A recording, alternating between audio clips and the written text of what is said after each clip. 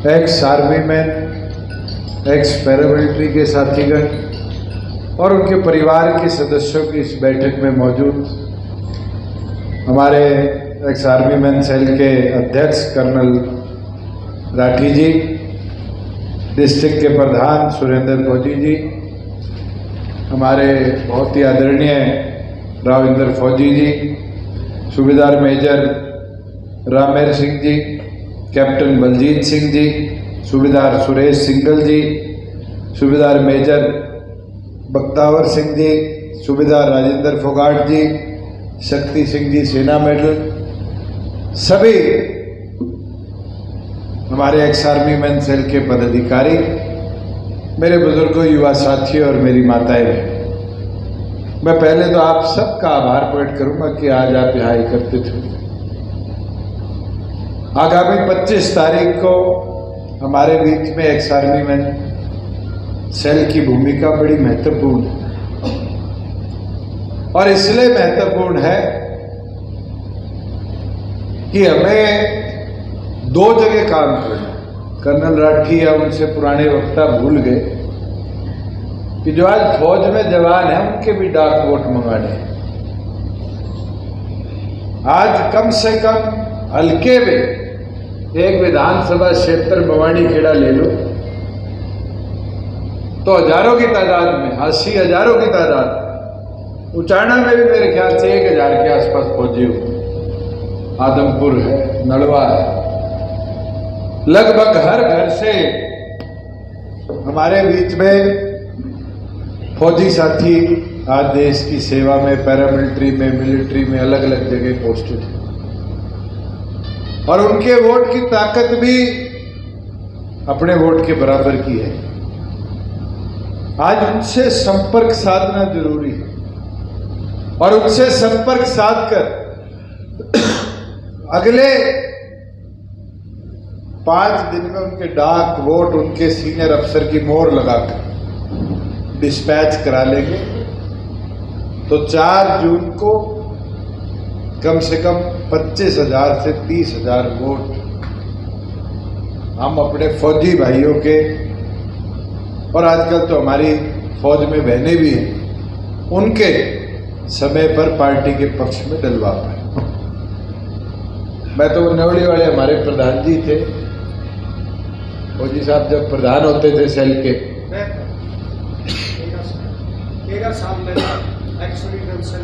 नहीं न्योड़ी वाले राम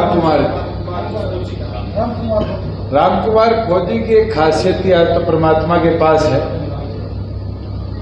2014 और 11 के चुनाव में उनने घर घर फौजियों के जो वर्किंग थे जाके और घर वालों से फोन करवाया वे डाक वोट भेजे और जब 14 के अंदर डाक वोटों की गिनती हो रही थी तो सबसे बड़ी लीड अपनी फौजी भाइयों की।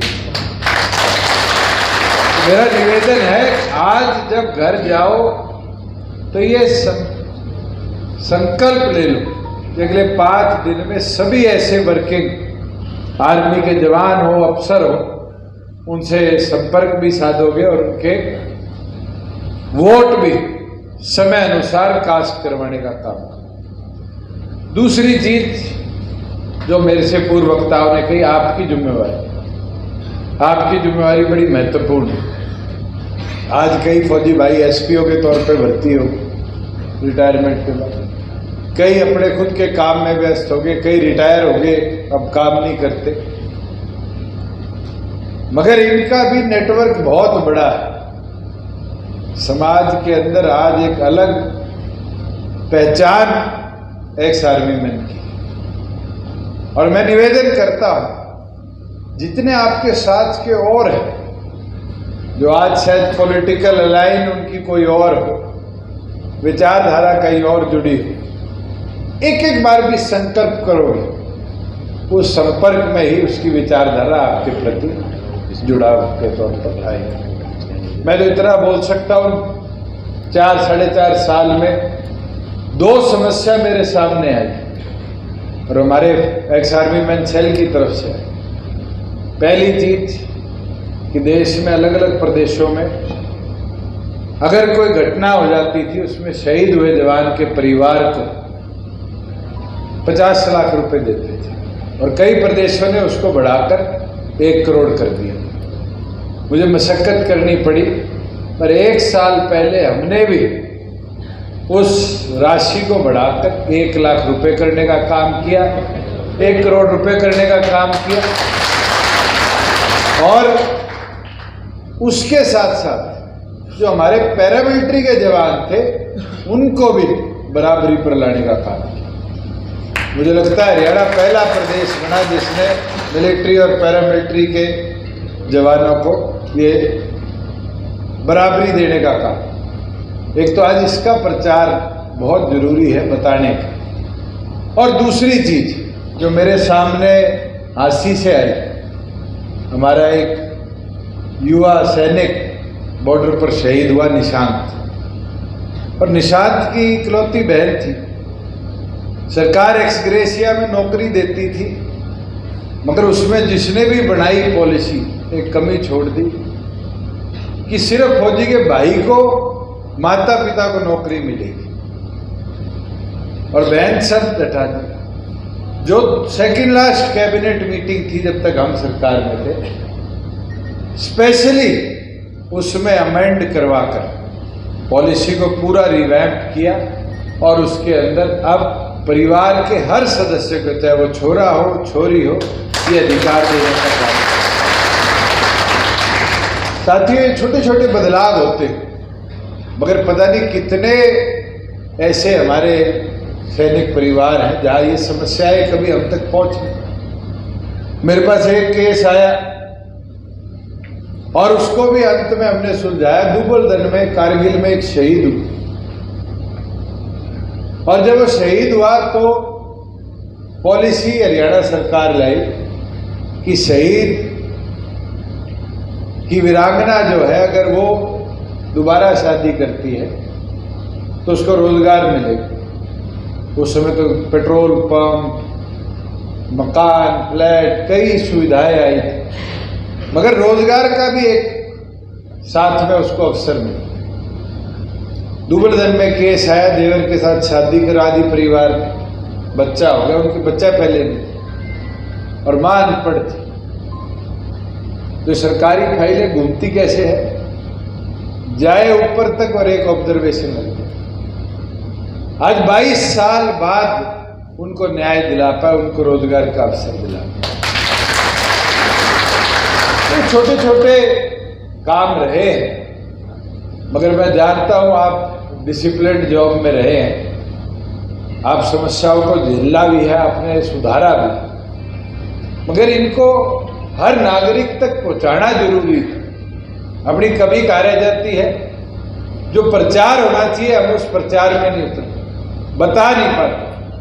कितनी चीजें हमने बदलाव में कर दी। अगर मैं हिसार की बात करूं, एयरपोर्ट देश का सबसे बड़ा एविएशन हब कहीं बन रहा है तो हिसार में बन रहा है।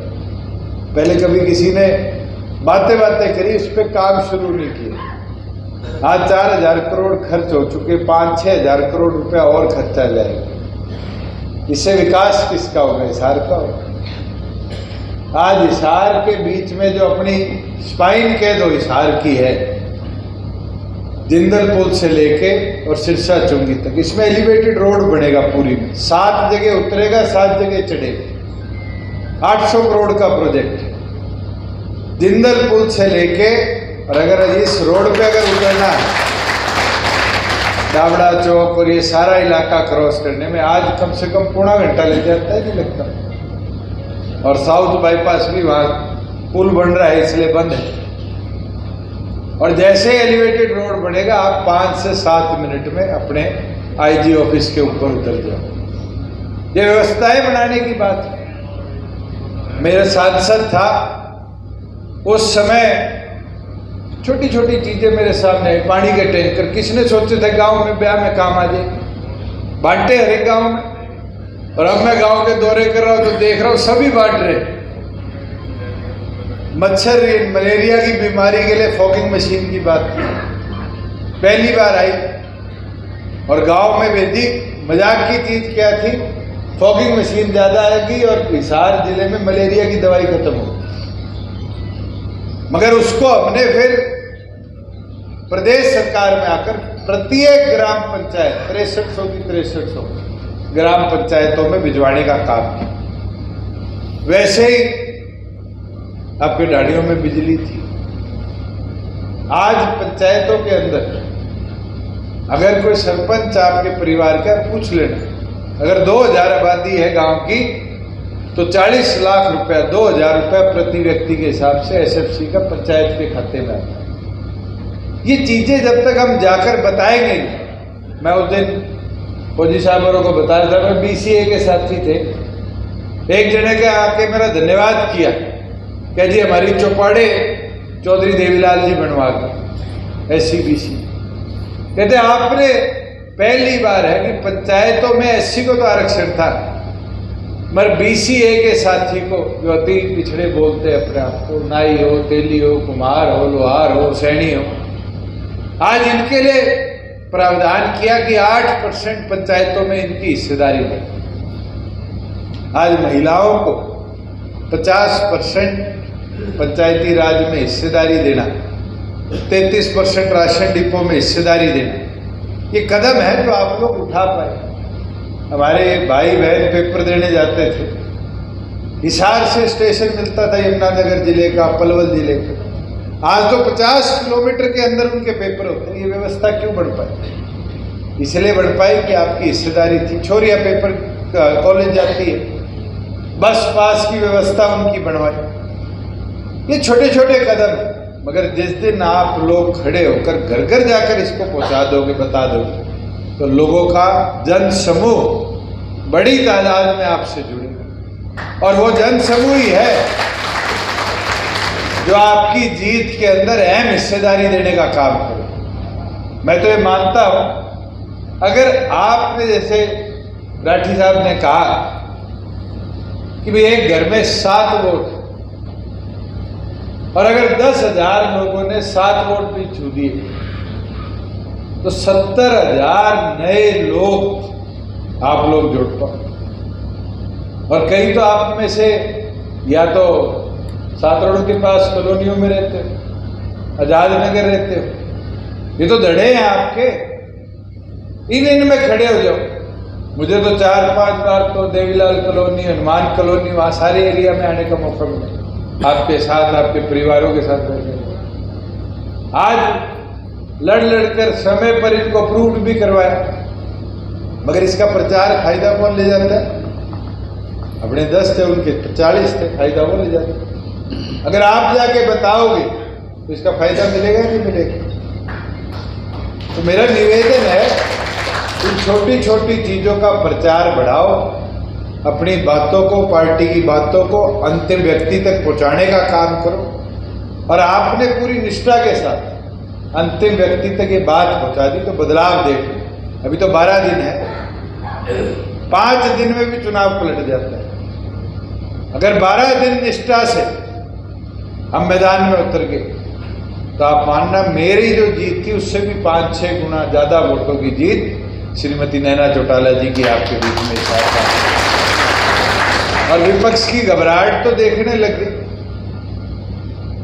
आज किसान का चोला पहनकर किस तरह का विरोध हो रहा है। श्रीमती नैना चौटाला जी के साथ जो महिलाएं गई हुई थी उनके चोट पड़ी,